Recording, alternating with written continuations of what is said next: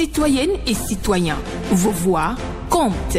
Radio Cotonou vous donne la parole pour recueillir vos préoccupations, satisfactions et suggestions.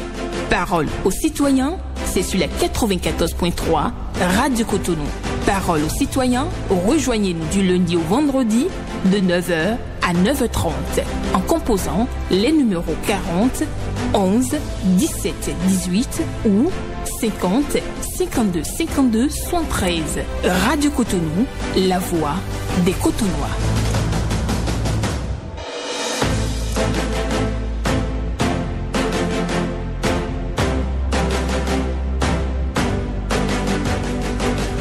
Parole aux citoyens.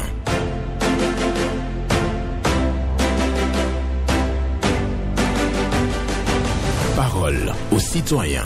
Honoré Naoum.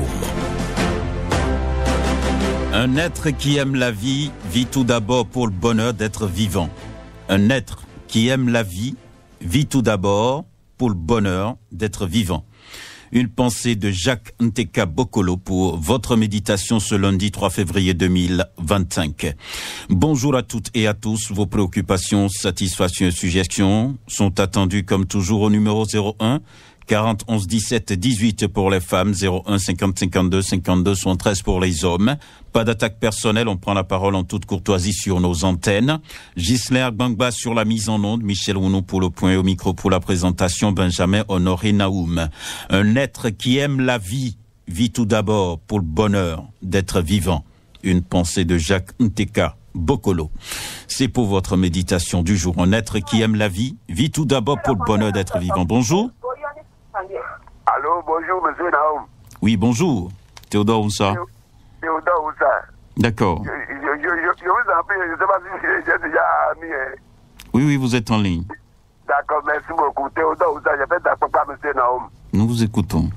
Salut-moi votre technicien d'abord. Il est à l'écoute. J'ai eu cette préoccupation, monsieur Naoum. Je voudrais remercier le gouvernement qui a fait énorme pour les décédés là, les militaires qui est décédé là. On a entendu le ministre de la Défense ce qu'il veut faire à leurs familles. Ils ont dit 15 millions à chaque famille et les scolarités soient garanties. Et même les santé soient garanties. Bientôt, maintenant, le gouvernement va partir de faire bien de papier. Sinon, après, les enfants ne peuvent pas trouver ce qu'ils ont dit là. Ça, ce n'est pas bon. Et je voudrais dire les familles qui ont pris 15 millions de faire bien. De faire bagarre avec les 15 millions. C'est pas qu'ils reprennent bien leur maman et leur famille. De négocier bien avec les 15 millions. 15 millions n'est pas 100 millions. De prendre les 15 millions et faire ce que vous voulez faire. Et faire compréhension. Surtout compréhension avec les 15 millions. Les familles que je parle, de ne pas faire bagarre avec les 15 millions. C'est ma préoccupation, monsieur Nam. Très bonne journée. Merci beaucoup. Excellente journée à vous aussi, Théodore Oussa, qui remercie donc les dispositions prises pour soutenir, bien entendu, les familles des militaires tués au front. Donc, et il trouve que c'est bien les dispositions. Il demande donc à l'État donc de sécuriser donc tout ça pour que ce qui est prévu soit donc apporté aux familles et que aussi les familles se comportent bien avec les ressources qui seront mises à leur disposition. Bonjour. Bonjour, monsieur le journaliste. Votre nom? Antoine Amenissi. Antoine Amenissi. Oui, Antoine Amenissi. J'appelle de Paokota. D'accord. Nous vous écoutons. Je suis peintre de bâtiment. Il y a quelque chose qui se passe entre nous ici. Je ne dors pas bien. C'est de larmes qui sort dans mes yeux. Pourquoi? La nouvelle école construite dans l'école de Diaco à Fidjosé. On m'a confié 2 bâtiments à faire. Et j'ai tout terminé déjà avec une clôture de à peine 200 mètres à faire. Tout est déjà terminé. Maintenant, on appelle le CC, le CC ne décroche pas. On appelle le DG ne décroche pas. Alors que tout est déjà fini. On essaie à qui demander maintenant de nous remettre... Qui vous a commandé les travaux? Qui vous a commandé les travaux? Oui, allô? Qui a commandé les travaux? C'est GTM. D'accord. C'est le gouverneur de la maison. D'accord. Donc depuis, c'est une école publique ou privée? Oui, c'est l'école publique qui est la grande école qui est dans le vent des Jaco, là. D'accord. La nouvelle école construite. Donc, si je comprends bien, vous avez réalisé les travaux, mais jusqu'à présent, on ne vous a pas payé. Non, on n'a pas payé. D'accord. Alors que le chef du groupe, ceux qui travaillent avec moi, ils sont maintenant, c'est de la reine dans la ville. D'accord. On ne sait pas, je demande pardon au gouverneur, si le gouverneur quitte dans ce pouvoir maintenant, notre argent est disparu. D'accord. Donc, je sais à qui le demander encore. D'accord, merci. Et je me demande un secours. Bonne journée. Bonne journée à vous aussi. Donc l'intéressé a un souci, donc il a réalisé des travaux donc de construction d'une école et donc de clôture et autres. Mais là, il n'est pas payé et donc il lance donc un SOS sur nos antennes ce matin. Merci à vous pour votre passage à l'antenne de Radio Cotonou. Un être qui aime la vie vit tout d'abord pour le bonheur d'être vivant. Une pensée de Jacques Nteka Bokolo pour notre méditation sur cette émission. Bonjour. Allô. Bonjour, cher ami. Votre nom? Jean Sagoura. D'accord, nous vous écoutons. Merci beaucoup. Et la parole publique, on doit la prendre. Et je dis aux concitoyens de ramener la balle à terre. Par ailleurs, on dit quand on est, il vaut mieux être seul que d'être mal accompagné. Pourquoi j'ai dit tout ça là? C'est par rapport à l'intervention du monsieur Ngwedi. C'est un maître, c'est un avocat. Il parle des détenus politiques. Là, moi, jusqu'à hier, je disais qu'il n'y avait pas de détenus politiques au Bénin. Mais quand un avocat dit qu'il y a des détenus politiques, là, vraiment, il y a quelque chose qui ne va pas. Il pouvait même se rapprocher du maître d'Ogbenou ou du président de la République. Et puis ils vont s'entendre pour dire, mais qu'est-ce qu'on va faire pour la paix du pays? Mais quand il dit ça comme ça, là, vraiment, depuis avant-hier, là, il a commencé à réfléchir pas deux fois. Ces gens de cette cabine ne doivent pas dire des choses comme ça. Les détenus politiques, bon, plaider pour le retour des défilés, c'est une chose. Mais tel que c'est dit là, et encore comment? Avec les cadres de l'SPRD, ça veut dire qu'il est dans UPR, mais il y a encore section PRB. Il vaut mieux que Dogbenou réfléchisse pas deux fois pour voir où est-ce qu'on va. Si on est seul, c'est mieux que d'être mal accompagné. Moi, je vois que les gens sont avec eux, mais ils ne sont pas avec eux. On ne peut pas parler de ceux qui sont en prison, ceux dont il parle là, c'est des gens qui ont parlé seulement et on les a arrêtés. C'est pas on leur repose rien. Moi, je perds des grands politiciens de ce pays. Bonne journée à vous, mon cher ami. Merci. Excellente journée à vous, Jean Sagoura, qui s'interroge véritablement sur les propos tenus par le président Adrien Ngwedi. Donc, il y a eu présentation de vœux, il a tenu des propos. C'est disponible sur les réseaux sociaux. Vous pouvez donc aller suivre.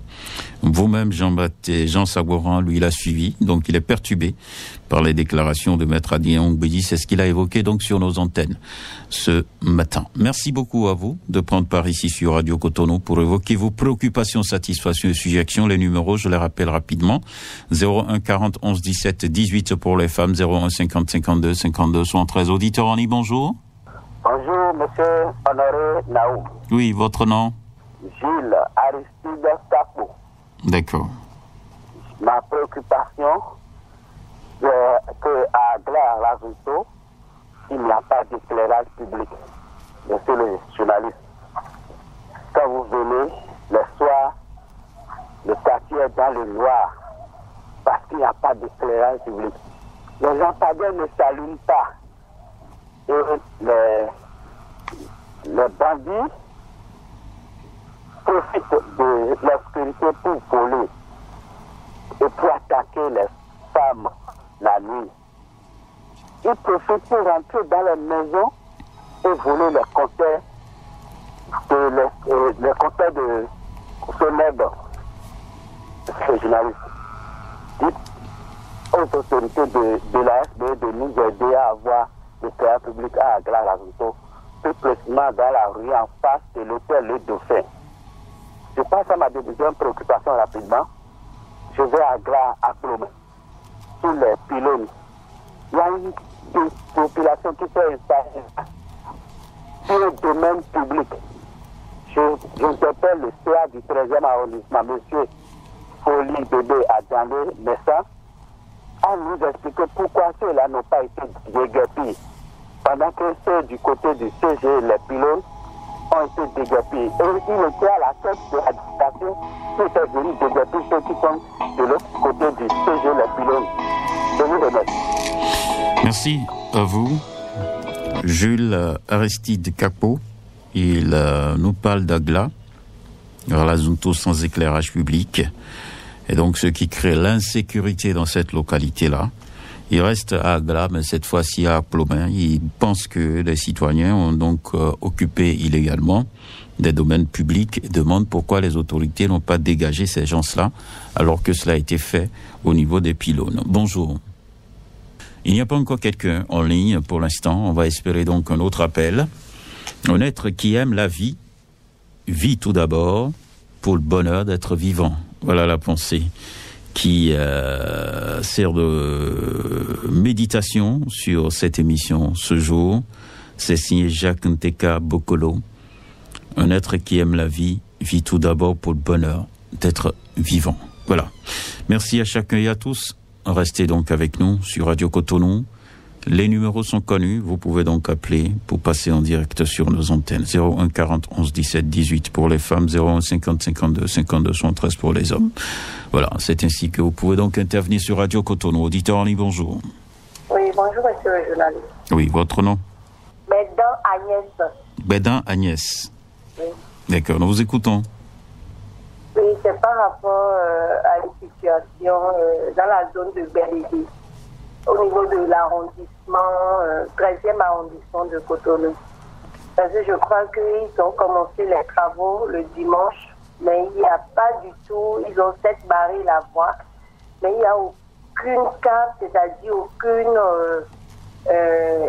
aucune notification pour montrer les voies de détour, puisque la voie est bloquée déjà avant l'église catholique jusqu'au niveau du carrefour Aïbaté là-bas.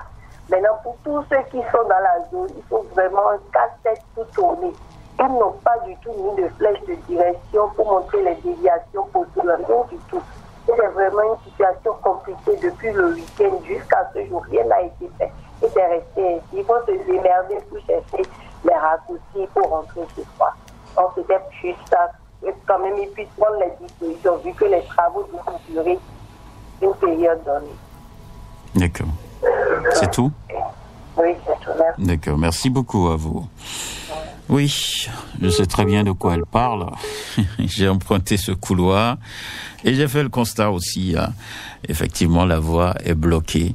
Mais elle dit qu'il n'y a pas véritablement des indications pour faciliter le trafic et surtout aider les populations à se repositionner très très rapidement sur les voies de déviation. Donc ce que Agnès Bédan demande ce matin, c'est qu'on puisse organiser les signalisations et orienter donc les populations sur cette voie de Gbédégbé bloquée pour des travaux. Oui, effectivement, la voie est en chantier. Bonjour. Bonjour, honoré Benjamin Naoum. Ayonou Lucien. Naturellement, depuis Vivier. Nous vous écoutons. Oui, honoré Naoum, comme tous les Béninois, moi-même j'ai écouté et le maître Oubédi, le président Oubédi, à travers ses propos. Et moi, j'ai l'impression que le président Oubédi avait un peu la galerie. Comment vous pouvez dire ça? Oui, non, évitez des commentaires du genre, évoquez votre préoccupation. Vous ne pouvez pas dire que le monsieur est... Mais quand même, quoi. Ayonou Lucien. Je vous prie de retirer cette expression. D'accord, je retire le mot. D'accord. Et allez-y directement à votre préoccupation. Il ne doit pas se dédouaner de ce qui se passe, puisque nous avons écouté dans ce pays dire que le président Patrice Talon a hérité d'un pays qui est descendu de son piédestal et où tout est à repère. Et si le président se présente en tant que président d'un membre de parti ou bien simple membre du parti de l'UPR, puisque juridiquement, le PRD n'existe plus. Et donc, le président, à travers ses propos, ne nous a pas du tout convaincus. Du tout pas. Puisqu'il ne peut pas se présenter au Béninois aujourd'hui comme un nouveau homme. Non, c'est ce que je voudrais déclarer ce matin. Merci beaucoup, honoré Benjamin Naoum. D'accord. On retient votre coup de gueule ce matin contre le président Vungwedi, qui a parlé, qui a donné son avis sur l'actualité. Vous n'avez pas aimé. Je vous prie donc de savoir qu'il faut toujours garder des propos de courtoisie sur nos antennes. Oui, merci beaucoup à vous. Chacun est libre de parler sur Radio Cotonou, mais dans les règles de l'art. Bonjour. Bonjour, excellent journaliste, Monsieur Naoum, notre Alain Foucault et son technicien du jour, sans oublier Madame Yelian Pédé, notre Amazon. Paul Chaudaton. Que Dieu te protège ainsi que le technicien. D'accord, nous vous écoutons ce matin. Laissez-moi d'abord remercier M. Sabouran et Ayonou qui vient de passer. Pour aller à ma préoccupation du jour. Pourquoi certains Béninois sont pressés de voir l'excellent Patrice Talon quitter le pouvoir? Monsieur Naoum, j'ai travaillé avec deux chefs d'État de notre pays. C'est la même classe politique là, certains, qui ont toujours tourné le pays en rond, comme je le dis souvent. Donc ils doivent aimer la rigueur de l'excellence Patrice Talon pour gérer ce pays-là. Il faut ça, même s'il faut la dictature des lois, pour qu'on aille au développement, il le faut. C'est ça. Ils doivent gérer ça aujourd'hui. Allez vous intégrer dans les blocs et aller mouiller le maillot sur le terrain pour aller aux élections. Point final. Cessez de nous amuser. Nous les connaissons un à un. Personne ne me fait peur dans mon pays. Donc je n'ai pas ma langue dans ma poche et je ne suis pas inquiété. Tout homme debout est un prisonnier ambulant. Donc cessez de nous amuser. Allons au réel développement comme nous sommes en train de le constater maintenant. Au moins les gens ont la crainte de détourner aujourd'hui. Vous détournez, vous savez ce qui vous entend. C'est ça. Donc il faut que tout le monde table rase, que les gens puissent travailler. Qu'est-ce que je fais de ma journée pour la République? C'est la question que nous devons nous poser. Et pour demander aux sociétés de ramassages des ordures, je demande encore à genoux à l'excellent Patrice Talon, si ça peut être écouté, ce serait une bonne chose. Il faut que ce soit encore pris en compte pour ce 2025 là, parce que je risque de voir des ordures sur les trottoirs et dans les caniveaux. Merci à vous, Paul Chaudaton, vous remercie. Bonne journée au peuple béninois. Excellente journée à vous aussi. Merci, Paul Chaudaton. Et qui dit que pourquoi les Béninois sont pressés de voir le président Patrice Talon partir. Pour lui, c'est un homme de rigueur et il va falloir donc accepter donc cette rigueur. C'est ce que lui dit ce matin sur nos antennes. Il a parlé aussi de ramassage d'ordures dans notre pays. Merci de passer par Radio Cotonou pour évoquer vos préoccupations, satisfactions et suggestions. Nous poursuivons ici avec un autre intervenant. Quelqu'un est déjà au bout du fil avec Ghislain Bamba qui assure donc... quelqu'un là, bonjour. Bonjour, monsieur Naoum. Oui, bonjour madame. Votre radio est allumée. Je vous en prie de l'éteindre. Bonjour. D'accord, bonjour. Votre nom? Madame Salano Gaon Conto Suzanne de Révier. D'accord, nous vous écoutons. Moi, Suzanne, je pleure toujours pour ma localité, pour que le gouvernement prête une attention à nous à Révier. Nous voulons leur demander de faire lotissement à Révier. Nous leur demandons humblement. On va toujours demander jusqu'à quand on aura et on va cesser. Donc on leur demande humblement, avec respect, de nous faire lotissement à Révier. Deuxième préoccupation, je demande toujours aux pharmaciens de revoir leur prix pour que ça soit l'unique au Bénin, le prix unique au Bénin des médicaments.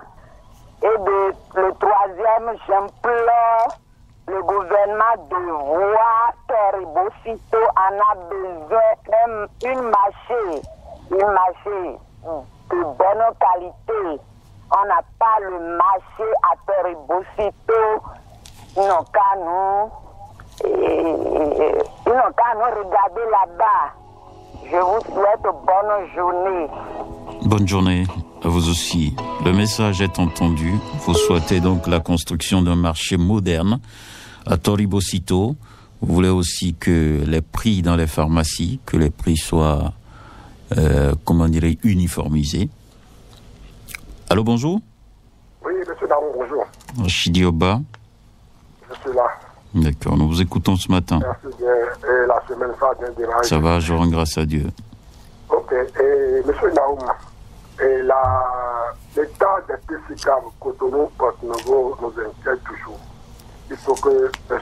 Jacques Ayadi, le directeur, est aujourd'hui ministre et ministre conseiller, n'a qu'à tout faire pour que l'état, les pistes cyclables là, soient réparées. Ça, sinon, ça ne nomme même pas sa personnalité.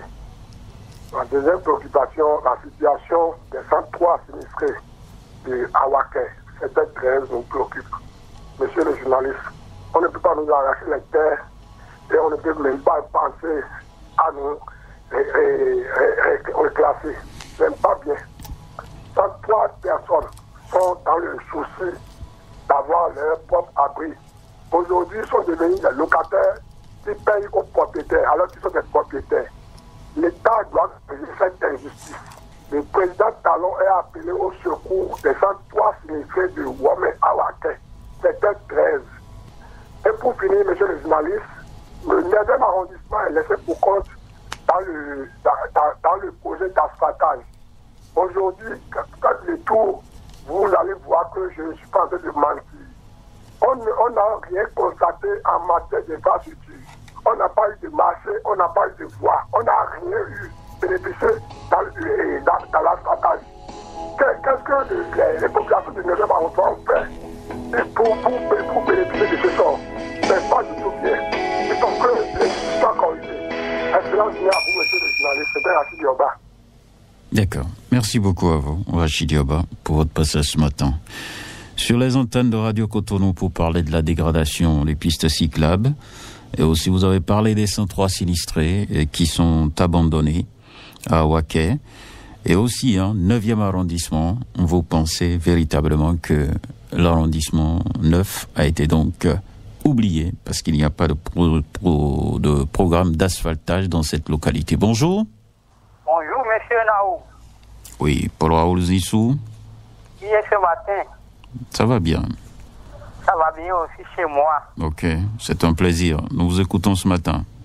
Quand il reste à faire, rien n'est fait du temps et la répétition est toujours pédagogique. Et Dieu ne veut jamais la mort du pécheur. Donc, on a dit, on doit pardonner 110 fois, plusieurs fois.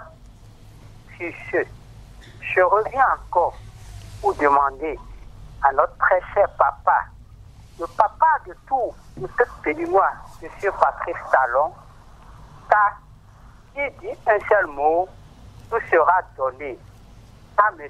Edouard Loko, la Gazette du Golfe. La Gazette du Golfe fait penser à leur ouverture pour que les familles, les enfants vivent dans la paix et dans la quiétude. Monsieur le Président de la République, je te souhaite un bon semaine et à tout notre péninois. Merci. D'accord. Merci beaucoup à vous, Paul Raoul Zissou, qui est venu ce matin pour adresser un message au président Patrice Talon. Il lui demande de dire seulement un mot. Et donc, la RAC pourra donc gérer ce dossier pour la réouverture du groupe de presse La Gazette du Golfe, parce que les confrères sont à la maison. Et donc, en difficulté. Voilà. Donc, le message est clair. Il faut réouvrir le groupe de presse La Gazette du Golfe. C'est la demande de Paul Raoul Zissou. Merci à chacun et à tous. Nous poursuivons. Il nous reste encore 2 minutes seulement. On va donc pouvoir dire au revoir. Mais pour l'instant, on prend quelqu'un. Bonjour. Bonjour, monsieur le journaliste. Gervais Jossé. Depuis Sablé de Yénikodi. D'accord. Donc, directement, toujours en ce qui concerne mon milieu à Kobato, Yénikodi, il va falloir nous faire la traversée de Yénikodi. Nous allons toujours demander, parce que nous la gênions devant le président pour voir jeter un coup d'œil à Yénikodi et la voie qui passe à Kogbato, devant l'église à Kogbato. À tout moment, les gens s'amènent des gognos pour mesurer la voie et après quelques temps, on renvoie, on quitte encore le terrain. Est-ce que c'est pour nous montrer que oui, nous voulons arriver et après il y a problème? On doit pouvoir savoir pourquoi les gens les gens laissent toujours la voie qui passe devant l'église d'Akobato. Et les gens s'offusquent du problème de la sortie du Chola et du président Adrien Ngbeji. Est-ce que c'est là le problème? Que les gens ne se mêlent pas, c'est-à-dire ne se rendent pas malades à cause de cela. Nous avons des problèmes, de petits problèmes ici. Nous demandons, nous qui sommes en bas ici, les citoyens lambda, les dialysés. Comment la nuit éliminer les voies, gauche FM, piste cyclable, et les prisonniers qu'on doit pouvoir voir, ceux-là, comment je dis, et pour parler de la vie chère, il y a beaucoup de les écoles qui n'ont pas encore complètement. Nous avons beaucoup de problèmes en bas ici pour s'occuper des mêmes. On dit les mêmes, toujours les mêmes, et encore les mêmes qui seront toujours là pour nous dire ce qu'ils veulent. Donc, nous demandons le peu que nous avons à demander au gouvernement. D'accord. Merci beaucoup à vous, Gervais José, qui nous invite donc sur la traversée de Yemikoji à réaliser. Forcément, c'est ce qu'il demande. Et aussi la voie de Akobato. Il faut donc réaliser ça, parce qu'on vient mesurer chaque fois la voie, mais les travaux ne sont jamais annoncés ou lancés. Voilà. Et aussi, il parle de la sortie du président du PRD. Il nous invite plutôt à ne pas oublier l'essentiel. Il y a beaucoup de choses à faire, des questions de développement, les questions de santé et autres. Donc pour lui, il faut beaucoup plus focaliser l'attention sur ça et non sur la sortie du président Adrien Ngbeji. Voilà, merci beaucoup à chacun et à tous. C'est une belle semaine qui démarre ainsi. Et retenez, un être qui aime la vie vit tout d'abord pour le bonheur d'être vivant. Une pensée de Jacques Nteka Bokolo pour votre méditation, et c'est du plaisir.